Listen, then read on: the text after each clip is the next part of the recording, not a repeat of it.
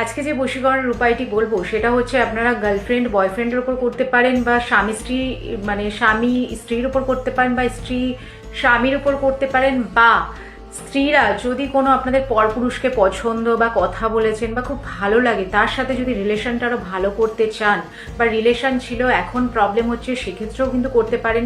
তেমনি সেম ছেলেরাও যদি কোনো পরস্ত্রীর ওপরে কোনো আপনার ভালো লাগে বা তার সাথে কথা বলেছেন, ঘুরেছেন ফিরেছেন, কিন্তু এখন চান আপনি রিলেশনে যেতে, বা রিলেশনে হয়তো রয়েছেন, রিলেশনটা আগের মতো আর নেই, যদি সেই রিলেশন স্ট্রং বানাতে চান তাহলে কিন্তু আপনারা এই উপায়টি করতে পারেন। আপনারা কি করবেন, একটা লাল কাপড় নিয়ে নেবেন, লাল কাপড়ের মধ্যে দুটো নিখুঁত লবঙ্গ নেবেন।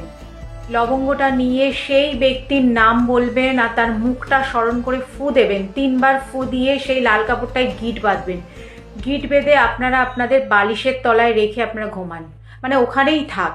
আপনারা কিছুদিন করে দেখুন এই উপায়টি, আপনারা কিন্তু 100% রেজাল্ট পাবেন। আপনার তবে উপায়গুলো যেভাবে যেভাবে বলি সেভাবে করবেন, দেখবেন টিপসে কিন্তু আমি বারবার বলি খুব ভালো কিন্তু বশীকরণের কাজ হয়।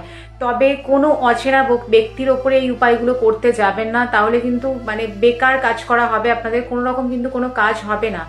যারা পরস্ত্রীর ওপর করছেন বা যারা পরপুরুষের ওপর করছেন সেই ব্যক্তির সাথে কিন্তু আপনার চেনা জানা হতে লাগবে, বা কথা বলেছেন, ঘুরেছেন ফিরেছেন, মিশেছেন, বা রিলেশন ছিল, বা নতুন করে জাস্ট কথা বলেন, নতুন করে রিলেশন করতে চান, সেক্ষেত্রেও কিন্তু উপায়গুলো আপনারা করতে পারেন।